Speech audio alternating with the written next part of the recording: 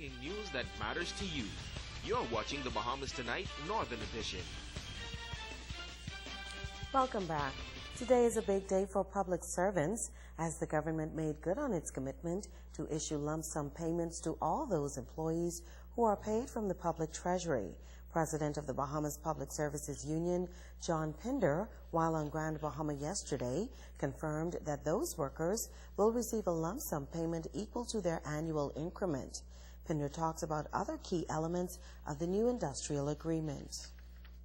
In our industrial agreement, we were able this time to get the government to agree to the minimum wage increase for our members who are paid minimum wage, and that should move from $10,700 to $11,500.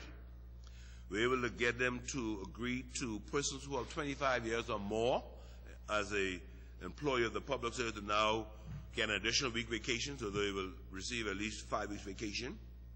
We get the government to agree that effective 2016, all persons will receive health insurance, and they will get a general increase of $1,200 added to their base salaries. The union leader says there will also be a salary assessment of public servants next year, among other things.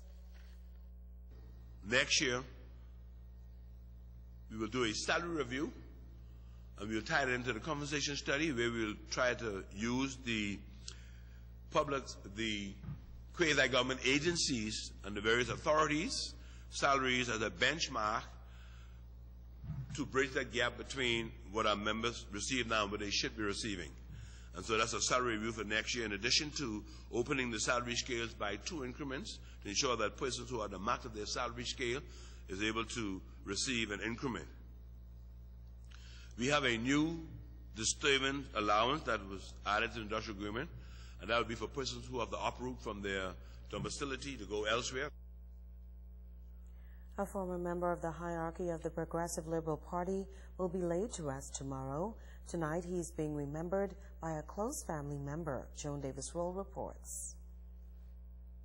He was known as a political giant who served the Progressive Liberal Party in various capacities, a PLP candidate in 1977 and 1982. Then in 2007, he served as the PLP's General Election Coordinator for Grand Bahama. But in death, it is the late Russell Frank's role as a family man that his son-in-law, Dr. Winston Forbes, remembers the most. He says although Franks was ill, his death still came as a shock. I personally didn't see it coming, at least not. I can say I can see his health declining, but I didn't expect for it to decline so quickly. He actually was suffering from Parkinson's. And I think that's had been progressing over the years. Ironically, we just recently gotten back off of a family vacation, and shortly after that, he was admitted to hospital because I felt that I saw his health declining, and I wanted to just do some further investigation. Dr. Forbes also reflected on his legacy in politics. The irony of this whole process is I've always known, well, I've known him for a long time because he's had such a strong political history with the PLP, as did my mother, and they've always been very good friends. So way before I even met my wife, I actually knew of him because of my mother and him being, good friends. And one of the things that I always liked about him, he was someone that always took responsibility for whatever actions he may have had. Dr. Forbes says he will never forget his outstanding attributes. And he was never a boastful person. He was never someone to actually speak about things that he may have succeeded in or done. That just wasn't him. And anyone who interacted with him always knew that he was very mild-mannered and very polite. And so that it's. And I was trying to think back if I ever saw him angry, and I can't even. Right.